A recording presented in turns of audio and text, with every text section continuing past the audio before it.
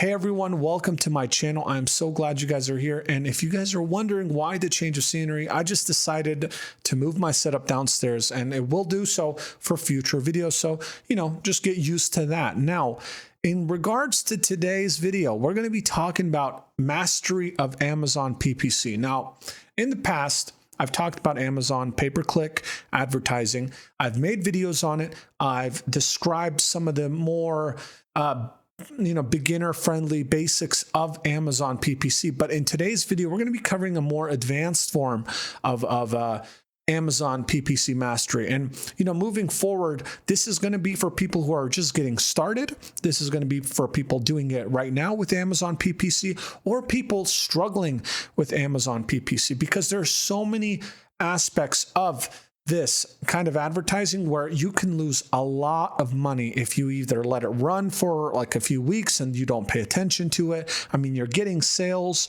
but you're not really looking at how much those sales are costing you in advertising money. And what we're going to be doing is just making everything more efficient. We're just going to be condensing everything and just focusing on these few little things I'm going to be talking about today to really break down the fundamentals of Amazon PPC and what you should be doing and checking day in and day out. So right in here, and if you guys, by the way, need to take a screenshot of this or take a picture or whatever, feel free to do so for later reference. So right off the top, it says tips for Amazon PPC mastery. So we're going to be covering quite a few different things with this video, but we're going to be starting first off with the 4 main forms of keywords. And when I mean keywords, I mean match types. And what are match types? So when you are creating a pay-per-click campaign with Amazon, they're going to ask you, what kind of keywords do you want to put and what kind of match type do you want these keywords to have? And this is basically a rule set that Amazon has to follow. And so when you're going through this process, Amazon will conform their ads to your keyword and their match types, right? So let's first break those down before we get into the examples. So right off the bat here, you'll see phrase match, which takes a phrase or keywords and adds keywords to it to trigger an ad. Then there's broad match, which takes a keyword and adds necessary words to trigger an ad. And then there is an exact match, which only this exact search term will trigger an ad.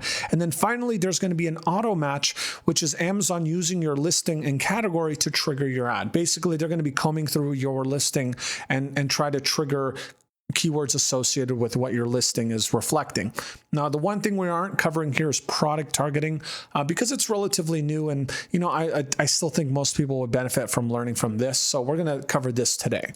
Now, green is your intended ad. This is what you typed as a keyword, and yellow is what caused that green to be triggered, right? So in this case, this is what the customer searches.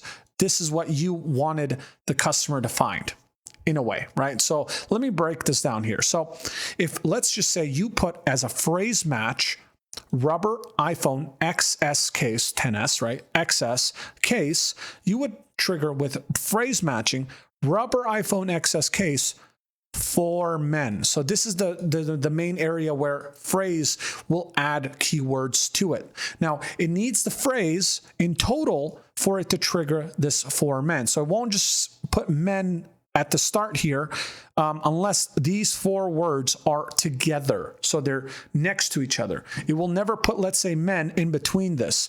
If it does put men in between this, then it's a broad match. So let's talk about broad now, because broad is very, very, very similar to phrase, except it has a little bit more freedom in where it puts its keywords. So same keyword. So rubber, iPhone XS case. And let's just say that the customer searched up clear XS iPhone rubber case. So as you can tell, the words are a little bit out of order, but this will still trigger this ad.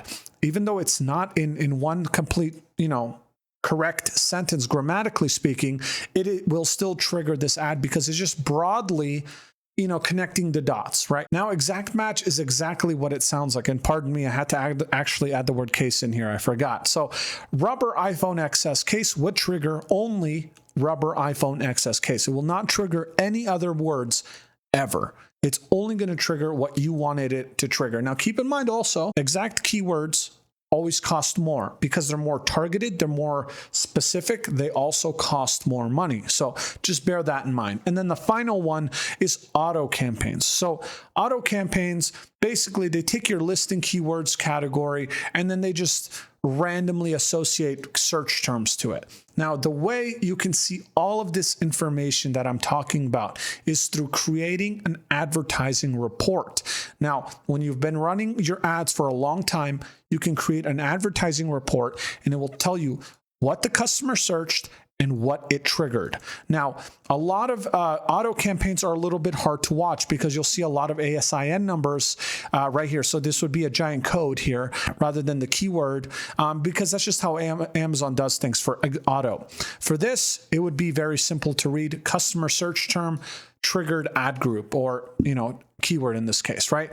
And so this would show you everything you need to know on an advertising report. The only way you can get an advertising report is if you actually sell. So for some of you guys new to the game, you cannot really generate this right off the bat, but once you get started, you absolutely can. So essentially speaking, this is just a form of getting traffic to your product listing.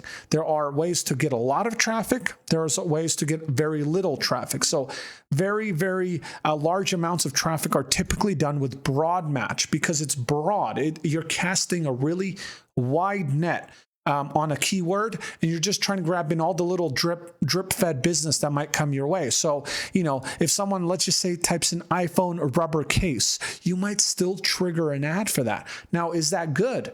I don't think so, because if you're specifically selling a product that's an iPhone XS case and you're triggering just iPhone rubber case or iPhone case, you're casting a net that is so wide that the chances of you getting a sale are actually very low because there are so many different iPhones out there in the world. So you have to be careful with broad match. Phrase match, same thing. It's a little bit more particular, but you still have to be careful with using PPC for this. Now, exact match is probably the best way to, pinpoint your customers. I want exactly people looking for rubber iPhone XS cases. That's it. I don't want anyone else. But the problem with this is, as soon as you start exactly targeting specific people, you are now going to lose your impressions, right? I've talked about impressions, clicks, click-through rates, ACoS or advertising cost of sale, or Amazon cost of sale. There's a lot of things that can go wrong with exact matches, and it's typically related to traffic.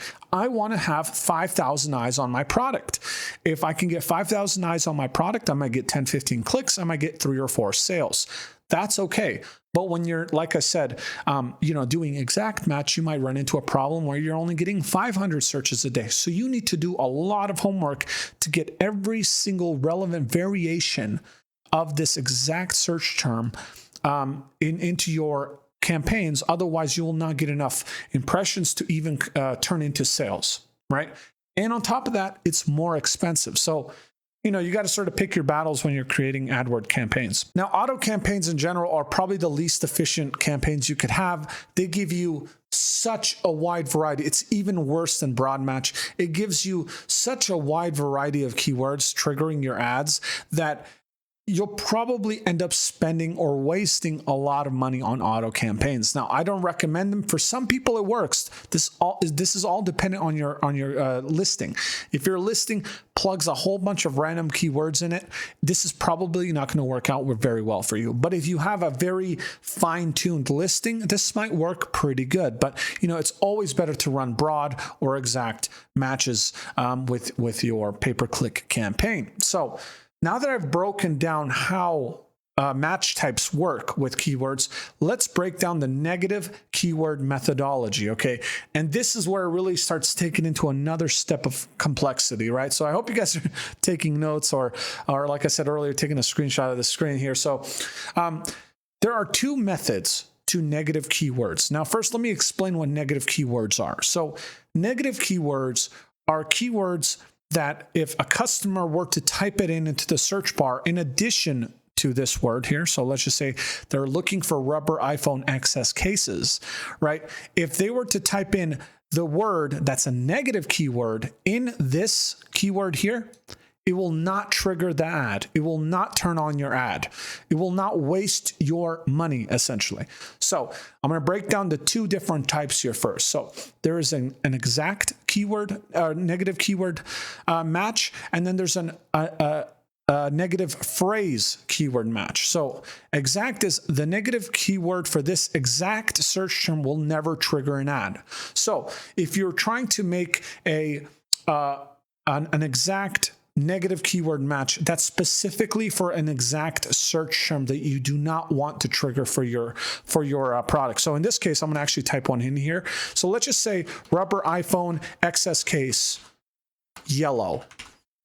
Okay, I'm just going to add the word yellow at the end there. So if anyone ever types in this exact keyword match right here, this exact thing here, it will never, ever, ever trigger an ad.